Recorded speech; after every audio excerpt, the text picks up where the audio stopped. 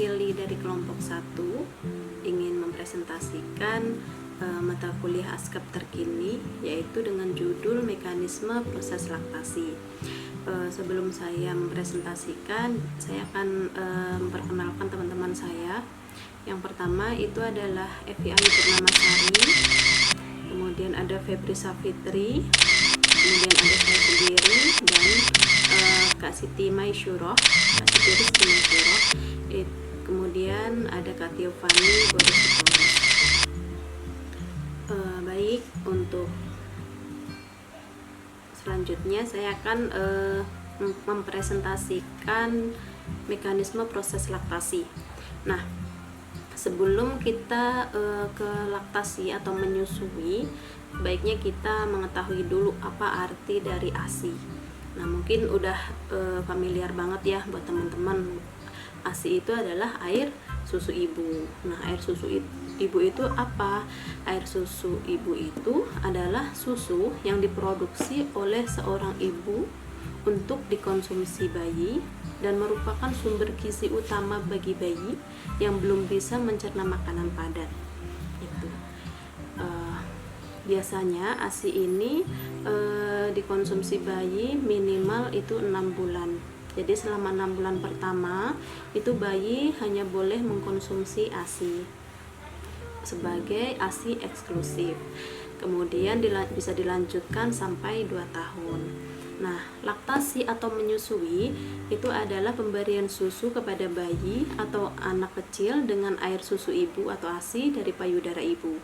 Nah, bayi menggunakan refleks menghisap untuk mendapatkan dan menelan susu. Proses pembentukan laktasi melibatkan hormon prolaktin dan proses pengeluaran yang melibatkan hormon oksitosin. ASI menurut stadium laktasi itu ada 3. Yang pertama, stadium pertama itu adalah kolostrum. Nah, kolostrum itu merupakan cairan pertama yang dikeluarkan pada 4 hari pertama setelah persalinan. Kemudian untuk kolostrum ini adalah warnanya itu lebih kental dari susu yang biasanya kita lihat yang warna putih, tapi kolostrum ini lebih kental seperti kekuning-kuningan gitu. Kemudian ada stadium 2. Stadium 2 itu adalah ASI peralihan. ASI peralihan itu yang keluar setelah kolostrum sampai sebelum menjadi ASI yang matur atau matang. Nah, ini biasanya dikeluarkan pada hari ke-4 sampai 10 dari masa laktasi. Nah, ASI stadium 3 adalah ASI matur. ASI matur itu ASI yang udah matang, ASI yang dikeluarkan pada hari ke-10 dan sampai seterusnya sampai ASI itu habis, misalkan sampai 2 tahun gitu ya. Kemudian ada anatomi payudara. Anatomi payudara ini, struktur anatomi payudara bagian luar itu ada korpus itu badan payudara, kemudian ada areola. Areola itu adalah bagian hitam yang melingkar atau coklat ya, biasanya coklat, warnanya lebih pigmen gitu. Kemudian ada papila atau putingnya, bagian yang menonjol itu. Nah, struktur anatomi payudara bagian dalam secara mikroskopik terdiri dari 15 sampai 20 lobus. Pada jaringan kelenjar payudara ini terdiri dari alveoli, ada tubulus lactifer, ada ductus lactifer, ada ampula. Kemudian untuk pembentukan ASI, nah di sini pembentukan ASI melalui 3 proses fase laktogen. Yang pertama, laktogenesis 1, itu fase ini terjadi di akhir kehamilan di mana payudara memproduksi kolostrum. Kemudian laktogenesis 2, fase ini terjadi saat melahirkan plasenta.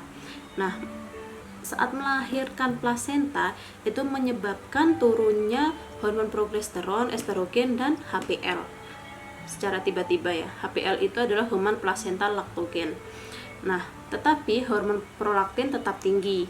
Nah, biasanya proses laktogenesis 2 ini dimulai sekitar 30-40 jam setelah melahirkan.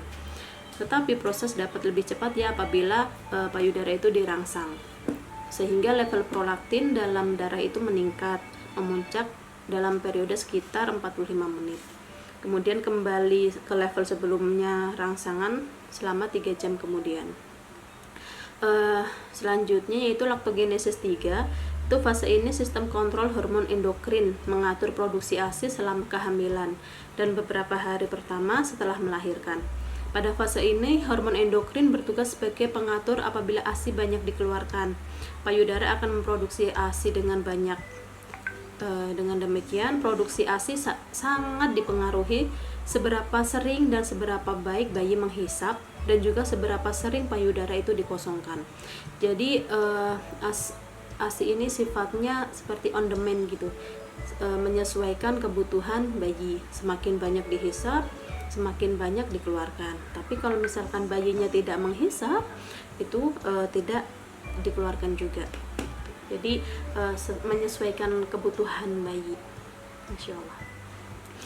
Selanjutnya adalah hormon-hormon dalam proses pembentukan ASI ya. Itu ada 5 hormon.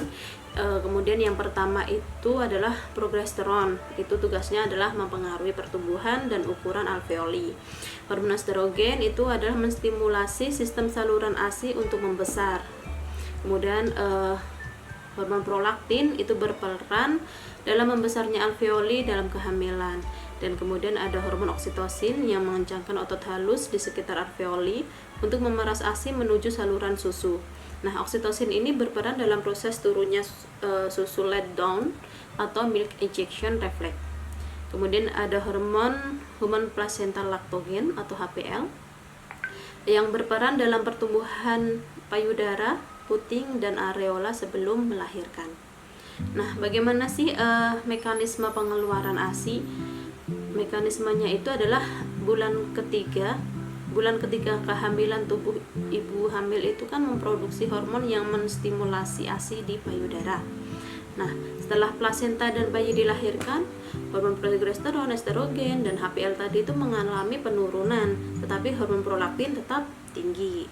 Kemudian untuk refleks menghisap bayi pada papila mamai akan menstimulus sejumlah sel saraf di payudara dan mengirimkan pesan ke hipotalamus. Nah, pesan ini akan diterima oleh hipotalamus. Kemudian hipotalamus ini akan melepas hormon oksitosin sehingga kelenjar pituitari yang menghasilkan hormon prolaktin merangsang kelenjar susu di payudara.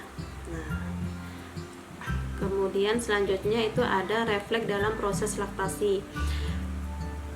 Proses prolaktin pada akhir kehamilan, hormon prolaktin ini memegang peran untuk membuat kolostrum ya. Tetapi jumlah kolostrum itu terbatas dikarenakan aktivitas prolaktin dihambat oleh estrogen dan progesteron yang masih tinggi. Kemudian selanjutnya ada refleks aliran atau let down refleks. Nah, rangsangan puting susu tidak hanya diteruskan sampai ke kelenjar hipofisis depan, tetapi juga ke kelenjar hipofisis bagian belakang untuk mengeluarkan hormon oksitosin yang berfungsi memacu kontraksi otot polos yang ada di dinding alveolus dan di dinding saluran sehingga ASI dipompa keluar. Nah, kemudian ada refleks dalam mekanisme hisap bayi. Nah, di sini ada refleks menangkap atau rooting refleks. Kemudian ada refleks menghisap atau sucking refleks. Kemudian ada refleks menelan atau swallowing refleks.